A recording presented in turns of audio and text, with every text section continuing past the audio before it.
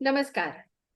आम्ही नमस्कार. रचनाकारच्या चंदेरी मुलाखत या उपक्रमात आपण सर्वांचं स्वागत. आणि आज माझ्या बरोबर आहेत सारिकाताई भवाळकर. नमस्कार सारिकाताई, खूप खूप स्वागत नमस्कार. आणि अभिनंदन. आता धन्यवाद.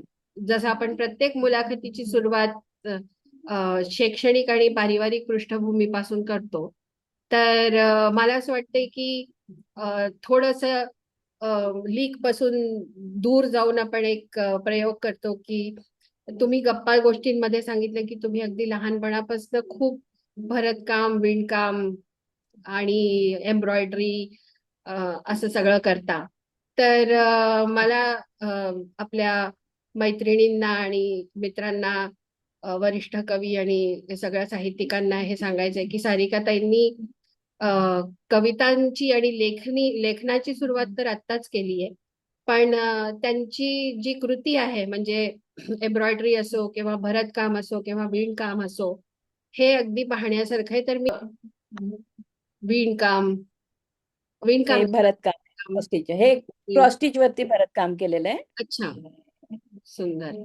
आणि छोटूसा असा गणपतीचा मुखवटा सुद्धा एम्ब्रॉयडरी तयार केला हे होता त्याबद्दल. हे हा क्रोशाने विणलाय. हे हा, पहा. वा. हे मी छोटा. विणलेलं आहे. आणखीन माझ्या भाचीचं लग्न झालं तेव्हा मी असे 50 केले होते गणपती. आणि सगळे जितके नातलग आले सगळ्यांना एक एक गणपती दिला. वा वा वा वा. तो म्हणला, "आधी छान इंदोर कल्पना. नगरी खैराण्याच्या गणपतीच्या नगरीमध्ये आला तर सगळ्यांना एक इंदोर." म्हणजे आधी मी दुसरा रंग घेतला होता पण म्हणलं की नाही, मग हा रंग बदलला. मी म्हणलं नाही, हा ठेवते म्हणजे खजिराण्याचंच एक एक हो, प्रतिरूप तयार होईल असं. बरोबर. वा वा खूप वा, आवडलं सगळ्यांना. खूपच छान. तर आपण परत शैक्षणिक आणि पारिवारिक पृष्ठभूमीबद्दल सुरू करू की या सगळ्या अशा रचनाधर्मी म्हणतो आपण हिंदीत, अशा एका माहोल मधून तुम्ही मोठ्या झाला आहात. आणि अनेक गोष्टींची किंवा अनेक शिकवणी तुम्हाला घरात दुनियादारी ज्याला आपण म्हणतो बद्दल मिळालेले आहेत. तर आम्हाला नक्की ऐकायला आवडेल की तुमचं शिक्षण कुठे झालं आणि आपल्या परिवाराबद्दल जाणून घ्यायला आवडेल. मी सारिका भवाळकर, माय मावशी. आणखीन आम्ही रचनाकार समूहामध्ये सगळ्यांचे आभार आणि सगळ्यांचं अभिनंदन आणि माझा नमस्कार. माझा जन्म कांकेर डिस्ट्रिक्ट बस्तरचा, म्हणजे ते आता छत्तीसगडमध्ये आहे, तेव्हा MP मध्ये होतं. आणि माझे वडील शरद देशपांडे हे नागपूरचे, आई निर्मला मालती नाखरे ह्या सागरच्या. अवांतरमध्ये नारायण नाखऱ्यांबद्दल जे आपण ऐकलं होतं, हो. प्रेस जो त्यांनी सुरू केला, ते माझे पणजोबा. आणि सोनेरी पानमध्ये वसंत नाखरेजींच्या ज्या कविता आपण ऐकल्या ते माझे मामा. अशी माझी पारिवारिक पृष्ठभूमी. आम्ही बस्तर डिस्ट्रिक्टमध्ये कांकेरला राहिलो. तर एकाकी परिवार होता, म्हणून मग आई वडिलांनी असं ठरवलं की घरामध्ये उंबरठा ओलांडला की घरामध्ये मराठी बोलायचं. आणखीन ह्यांनी आईच्या मैत्रिणी मिळून वर्गणी करून एक एक दिवाळी अंक मागवायचे. हा, आणि असं रोटेट करून एक आपलं साधारण एक पुस्तकालयासारखं असं चालून असं हे सगळेजण पुस्तकं वाचत होते. म्हणून ते मग असं मराठी करता वाचनाची आवड. उपन्यास पण वाचवा उपन्यास हो. पण मागवायला की मागवायचे, ते पण वाचायचे. जेव्हा लहान होतो तेव्हा आई वाचून दाखवायची आम्हाला. मग जेव्हा आम्ही मोठं झालो तर मग ते आम्ही वाचायला लागलो. हम्म, त्याच्यामुळे हिंदी मराठी दोन्ही वाचण्याची आवड मला आई वडिलांनीच आमच्यामध्ये घातली. हम्म. आणखीन प्रत्येक गावातली जी लोक होती त्यांना आत्या, काका, मामी, मावशी असं आईने म्हणाला आम्हाला शिकवलं. की आपण दूर राहतो तर त्या शब्दांबद्दल आपल्याला प्रेम, शब्दांबद्दल जी माया लागते ती हो, तुम्हाला बरोबर. लागेल असं म्हणायला शिकवलं आम्हाला. आणखीन तसं आम्ही ते माझं शिक्षण झालं. आणि वडील बँकेची नोकरी असल्यामुळे बदली आम्ही इथून तिथे तिथून तिथे असं आम्ही सगळीकडे फिरत होतो. मग सुरुवातीपासून आई वडिलांचं असं म्हणणं की बदल्यांमुळे खूप असं मित्रवर्ग आम्हाला करता येत नव्हता, कारण हा, प्रत्येक बरोबर. गावात गेल्यानंतर नवीन लोक भेटतील, कशा हो. राहणार, कशी लोक, काय नाही. तर आई वडीलच आमच्या लहानपणापासून आमचे मित्र झाले. म्हणजे आम्ही सिनेमालाही जायला गेलो तरी आई बाबांबरोबर जायचो, पार्काला गेलो तरी आई बाबांबरोबर जायचो. त्याच्यामुळे आमच्या अगदी नात्याची जी वीण अशी ती घट्ट गुंफलेली होती की अगदी म्हणजे एक जो दरारा असतो तो आई वडिलांचा, जो दरारा म्हणजे ती असतोच. पायरी आम्ही कधी नाही ओलांडली. पण बाकी सगळ्या ह्याच्यामध्ये खूप अगदी मित्रवत आमचं संबंध होते. आणि हम्म. आई वडिलांचं असं म्हणणं होतं की मुली असो या मुलगा असो, घरची आणि बाहेरची सगळी कामं आली पाहिजे. माझ्या वडिलांनाही खूप चांगला स्वयंपाक करता येत होता. त्याच्यामुळे आईने आम्हाला घरची कामं शिकवली. तसंच विजेचं बिल राईट. भरायचंय, फोन बिल भरायचंय, टेलिग्राम करायचंय, भाजीपाला आणायचा, ह्या सगळ्या गोष्टी आई वडिलांनी आम्हाला सुरुवातीपासून सगळ्या गोष्टी शिकवल्या. आणि वडील बँकेत होते म्हणून त्यांचं असं म्हणणं होतं की आपण आपण समाजाप्रती आपण देणं लागतो, की समाजाला, प्रत्येक माणसाला बँकिंग प्रक्रियेची काही माहिती नसते. म्हणून आपण बँकवाले आहोत, तर आपलं कर्तव्य आहे की आपण समाजाला जागरूक करावं बँकिंग प्रणालीबद्दल. म्हणून जेव्हा बाबा शाखा प्रबंधक होते भिलाईला असताना, आम्ही खाली बँक होती आणि वर आम्ही राहत होतो. अच्छा. तर बाबा म्हणाले, तुम्ही सामान्य जनतेसारखं बाहेरच्या गेटमधून आतमध्ये यायचं, लाईनीमध्ये लागून फॉर्म भरून अकाउंट उघडायचा, लॉकर ओपन करायचं, लॉकर घ्यायचा, आणि मग ती सगळी प्रक्रिया तुम्हाला कळेल. म्हणजे मग तुम्ही समाजामध्ये लोकांना शिकवू शकाल. तर आम्ही जसं बँकेमध्ये येतो, तर जेव्हा बँकिंग सब्जेक्ट यायचा, तर ते हो, म्हणजे आम्हाला माहित असायचं, तर ते मी क्लासमध्ये सुद्धा, बरोबर कॉलेजमध्ये किंवा शिकवता शिक्षण, येत होतं, बरोबर. शाळा आणि आजकाल कॉलेजमध्ये तर गेल्यानंतर अजूनच आम्हाला त्या आभासी शिकतात. जे कार्यक्रम सुरू झाले हो, बँकचा, की सगळं हो. ऍप वरून जातं किंवा म्हणजे रिझर्व्ह ऑनलाईन बँक आहे. काय असते, बाकी त्याच्यामुळे दुसऱ्या बँक काय बँकेत असतात. जाण्याचं हो. आणि हम्म. बँकेचे कार्यप्रणाली हो. ह्याचा तर लांब लांब दूर दूरपर्यंत काही संबंधच येत नाही. आता हो ना. परवाच कसलं तरी मला पैसे भरायचे होते, तर त्यांनी सांगितलं तुम्हाला डीडी बनवावा लागेल.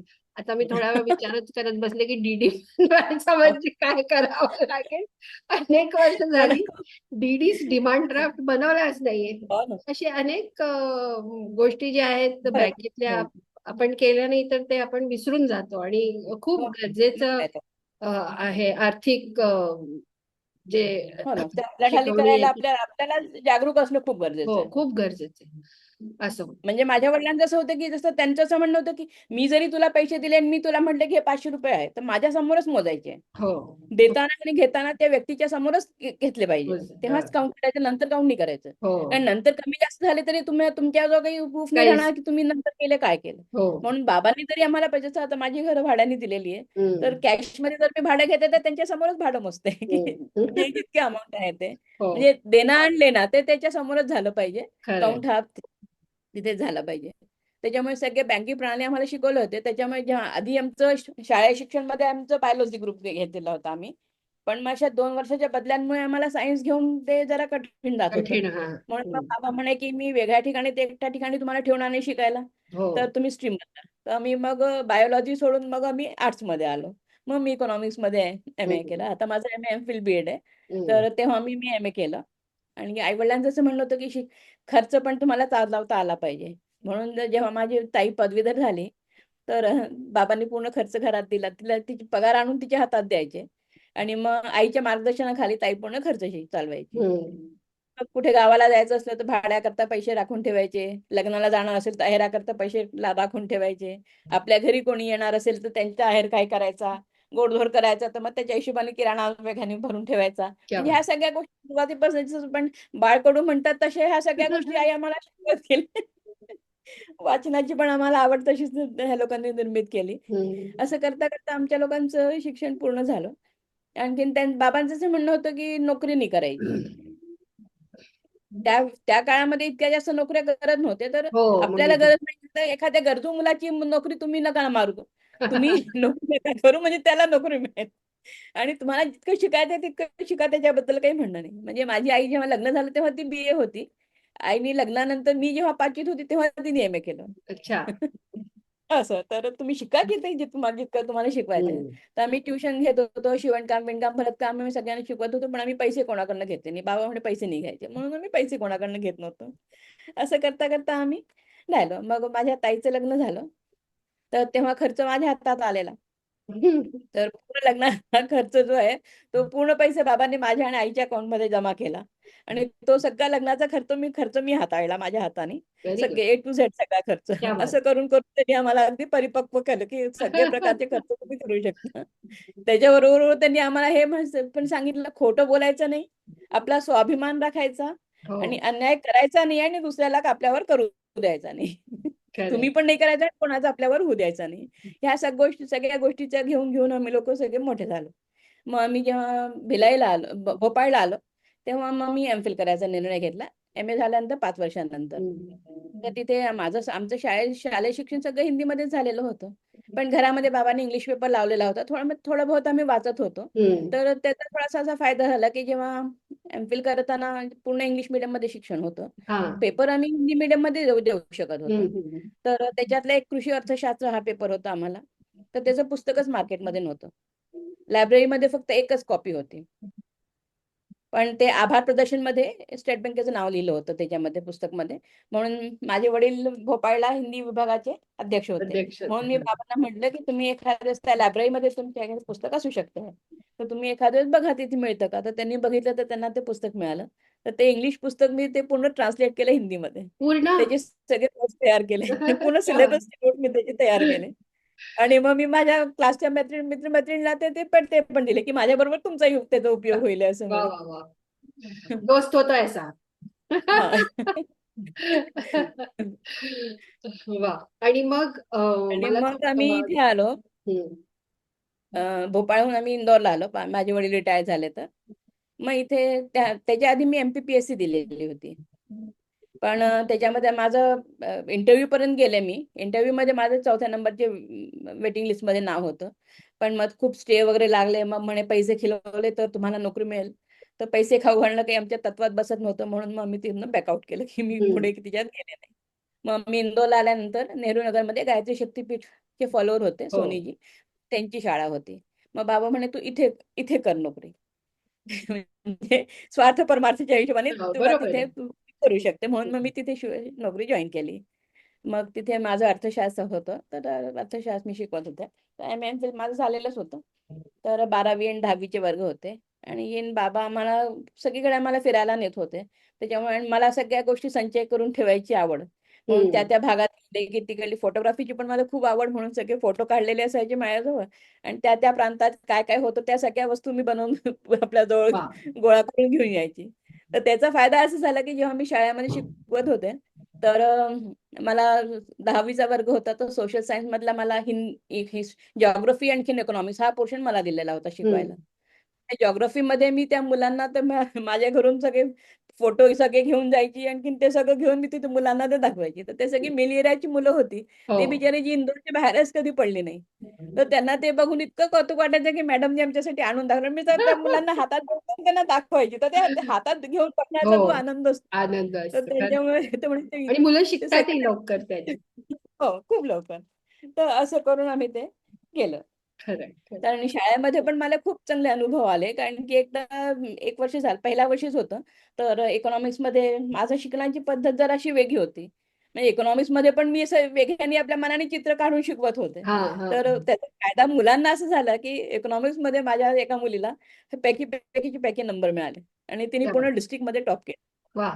तर शाळेमध्ये पहिल्यांदा असं झालं होतं की शाळेतले कोणतं मूल पहिल्यांदा मेरिट लिस्ट मध्ये आलेलं आहे. ते इकॉनॉमिक्स म्हणजे आर्ट्स स्ट्रीम मध्ये गोल्ड मेडल मिळवणं म्हणजे ही फार खरी मोठी गोष्ट हो.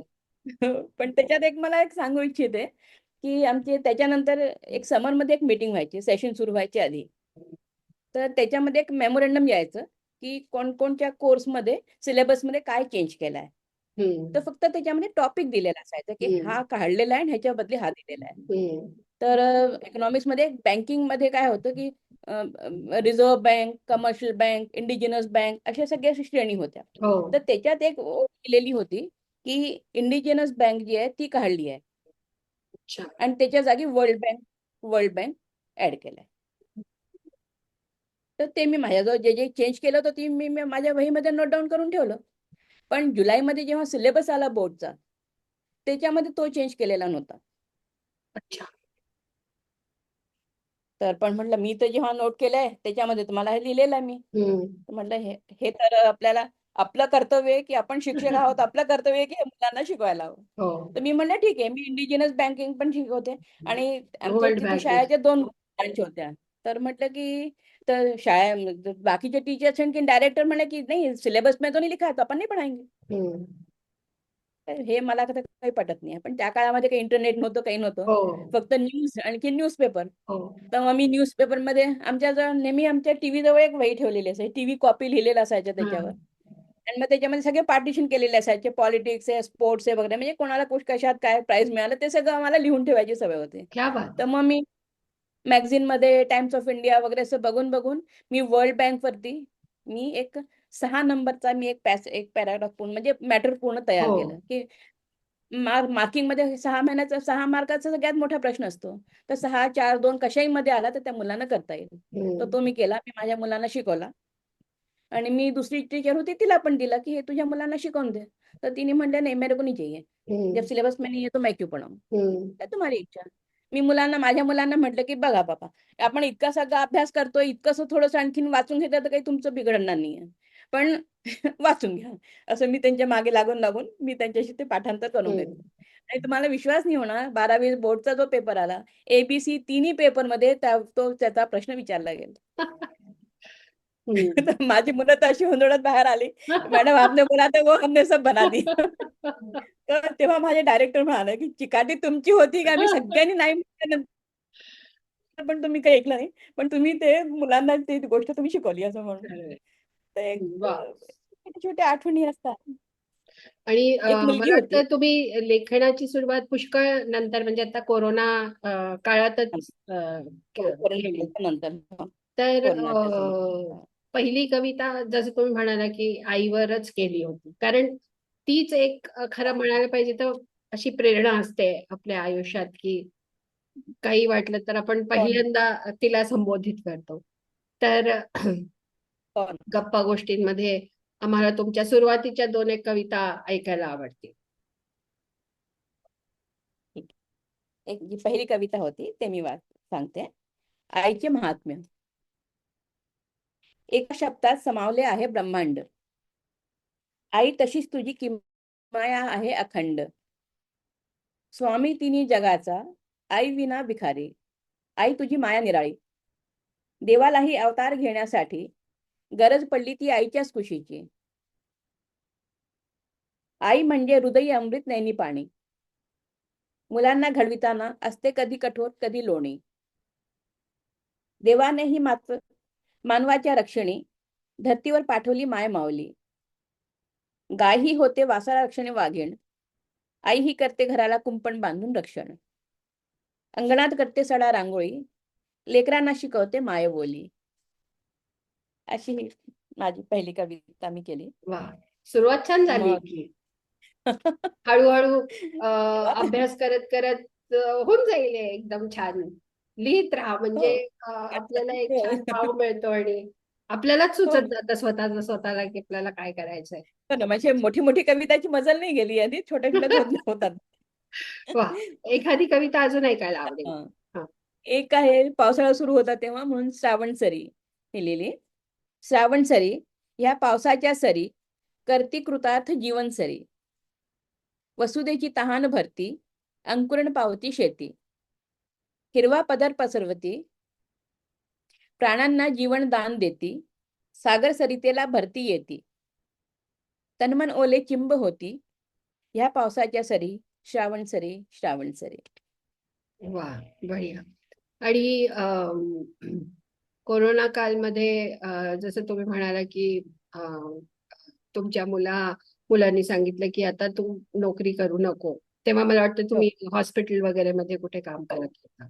हो तर आणि जी मला एक खूपच सुखद धक्का ज्याला आपण म्हणतो किंवा अरे वा अशी एक तुमच्याशी गप्पा मारताना कळलं की एक तर पोहणं शिकला तुम्ही आणि हो दुसरं कथक नृत्य शिकायला सुरुवात केली. हो. तर म्हणजे हे कसं काय झालं? आम्ही काय सगळे इंटिरियर मध्ये राहिलो आधी त्याच्यामुळे दुसऱ्या काही ऍक्टिव्हिटी शिकायला आम्हाला काही चान्स नाही मिळाला. आणि शाळा गव्हर्नमेंट स्कूलमध्ये हा प्रकार तर नसायचाच. ह्या प्रकार म्हणजे तुम्हाला काही ऍक्टिव्हिटी शिकवतील त्याच्यामुळे तो प्रकार आम्ही कधी शिकलेला हा. नव्हता. पण एक मनात होतं की नाही पायाला घुंगरू बांधून आपल्याला नाचायचंय. पण काही कधी जमलं नाही. मग जेव्हा मी आता जेव्हा कोरोना सुरू झाला मग शिक्षण झालं मग नोकरी लग्न नोकऱ्या हो. त्याच्यामुळे कशातच काही वेळ. मग जेव्हा लॉकडाऊन आला तेव्हा काळ खूपच वाईट होता तो. हो, खरंय. अक्षरशः वाईट काळ होता. हो. ते हॉस्पिटलमध्ये पण म्हणजे नाहीतर प्रत्येक डॉक्टरांचं असं म्हणायचं की पेशंट आला आणि तुम्ही मला कळवलं नाही. हो. आणि ह्यावेळेस असा काय होता की डॉक्टरांनी सांगितलं की मी पेशंट बघणार नाही, माझ्या नावाने कुठलाही पेशंट घ्यायचा नाही. घ्यायचं नाही. पेशंट घ्यायचा नाही, बोलायचं नाही, मग करायचं काय तिकडे. आणि मग हालात तर खूपच बिकट होते. हो. म्हणून मग मुलगा म्हणाला की मम्मा आई तू आता नोकरी नाही करायची. मग त्यांनी त्याचं आधीच कॅम्पस सिलेक्शन झालेलं होतं, पण त्याचं जुलै ऑगस्ट मध्ये येणार पोस्टिंगचं. तर त्यांनी दुसरा जॉब बघितला. आणखीन मे मध्येच त्यांनी नोकरी सुरू केली. आणि त्याचे पहिले इंटर्नशिपचे पैसे आले तर त्यांनी मला म्हटलं की मम्मी आता तू नोकरी नाही करायची आई, आता तू सार्जन करायकरता घराच्या बाहेर नाही जायचं. आता तू तर ती बिझनेस बनव आणि ती एक एक करून पूर्ण कर. मी तुझ्या पाठीशी उभा आहे. म्हणून त्यांनी मला प्रेरणा दिली. पण तो म्हणाला की शिवणकाम, विणकाम, भरतकाम हे मी जन्मापासून बघतोय तुला करताना, हे नाही करायचं, कुछ नया करके दिखा. आता त्या कुछ नया नया करायच्या मध्ये काय करायचं हा खूप विचार करता करता मग ह्या 3 गोष्टी मी ठरवल्या की थोडंसं काहीतरी लिखाण करायचं, थोडंसं मनात होतं. इतकं काही होत नव्हतं मला म्हणजे तेव्हा. तर लिखाण करायचं होतं, स्विमिंग शिकायची होती, आणखीन कथक शिकायचं होतं. तर नशिबाने साकेत क्लबमध्ये मला मिळालं स्विमिंग शिकायला. तिथे मी शिकले. मग माझ्या घराच्याच बाजूला एक डान्स क्लास आहे, अंकिता अग्रवाल म्हणून. मग तिथे मी तिच्याजवळ गेले तर तिथे सगळी लहान लहान छोटी छोटी मुलं येतात. हो. मी तिला म्हटलं की मला शिकायची इच्छा आहे, तू म्हण सांग की तू शिकवशील का मला. तर ती म्हणे अरे आंटी आपको सीखना है तो इससे अच्छी क्या बात होती है. तिने मला शिकवायला सुरुवात आणि रोज विचारायची आंटी घर जाके पैर दुखी क्या, कमर दुखी क्या. तर मग माझं काय, मी सुरुवातीपासून CHL ला जॉब करत होते, 2 हो. किलोमीटर जाणं आणि 2 किलोमीटर येणं. तर मी पायी जात होते. अच्छा. त्याच्यामुळे पायी चालायची माझी भरपूर सवय होती. तर तसा मला स्विमिंगच्याही वेळेस त्रास नाही झाला आणि हो. ह्याच्यातही त्रास नाही झाला. हे केलं. मग थोडेसे कविता लिहायला सुरुवात केली. तर छोटी-छोटी. आता खूप मोठ्या-मोठ्या कविता तर मला काही येत नाही. पण एखादे प्रसंग असले, तर मग त्याच्यावर थोडीशी कविता करते. जसे जेव्हा राष्ट्रपतीजी मुर्मूजी, द्रौपदी हो. मुर्मूजींचं नॉमिनेशन झालं, तर हो. त्याच्यावर मी एक छोटीशी कविता लिहिली. क्या बात. तुम्ही म्हणत असाल तर मी वाचते. नक्की नक्की. येस. जीवनाचा मर्म जाणती मुर्मू,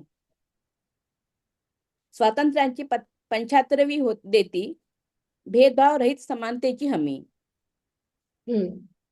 महिला आणि आदिवासी ह्या 2 गुणांची युती होती. पती व मुलांचा निधन अकाली, योग व ध्यान साधना कामी आली. जीवनाचा उमजला मर्म, शिक्षा व समाजसेवा झाले कर्म. म्हणून राष्ट्रपती झाली द्रौपदी मुर्मू. असे छोटे छोटे प्रसंग जे झाले त्याच्यावरनं एक भावना आपल्या जे आहे ती थोडी थोडी करायला सुरुवात केली. बढिया. खूपच सुंदर. एक बहिणीवर पण लिहिली आहे मी, तुम्ही म्हणत असाल तर. एक शब्द है गजब का, अक्षर और मात्रा के दोहराव का. अक्षर और मात्रा के दोहराव का, मन से सुंदर और विलक्षण. इतिहास है ममता और संरक्षण का. माँ जैसा वो ख्याल रखती, पापा जैसा लाड जताती. माँ जैसा वो ख्याल रखती, पापा जैसा लाड जताती. हर डांट से वो बचाती, हर डांट से वो बचाती, अपना हिस्सा भी है लुटाती. सुरक्षा कवच बनकर रहती, वो ना हो तो अपनी क्या हस्ती. साक्षी बनकर, साथी बनकर समझाती, सही गलत दिखलाती. वो है सबसे अच्छी सहेली, बूझ गए ना दोस्तों पहेली. अरे वो तो है अपनी दीदी लाडली दीदी. छोटीशी. गोड. ऐकताना एकदम असं वाटलं की तुम्ही हिंदीत जास्त प्राकृतिक म्हणजे तुमचं हे भावना. येतं, अभिव्यक्ती. हं. होऊ ऐकताना शकते. वाटलं. आणि तुम्हाला तुमच्याकडे तर हं. पणजोबांचा वारसा आहे, मामाचा वारसा आहे. त्याच्यामुळे जय आजोबा करून लिहायला सुरुवात केली की काही ना काही काही कथा ना पण काही म्हणजे गोष्टी थोड्या प्रेरणा. जास्त लिहिते मी त्याच्यामध्ये तर. वा. हं. खूप खूप छान वाटलं सारिकाताई तुमच्याशी गप्पा मारून. आणि सगळ्यात महत्वाची गोष्ट म्हणजे की अ, बाहेरच्या जगाची बद्दल जाणून घेणं आणि जी शिकवणी तुम्हाला मिळाली ती आयुष्यभर तुमच्या सोबत राहील आणि आता आमच्याही सोबत राहील. की कसं आपण स्वतःला खंबीर आणि सजग बनवू शकतो छोट्या छोट्या खरं. गोष्टी शिकून. खूप खूप धन्यवाद. तुमची साहित्यिक वाटचाल अशीच पुढे चालत राहो आणि खूप छान छान रचना तुमच्याकडून घडो अशी शुभेच्छा आणि धन्यवाद. धन्यवाद. धन्यवाद.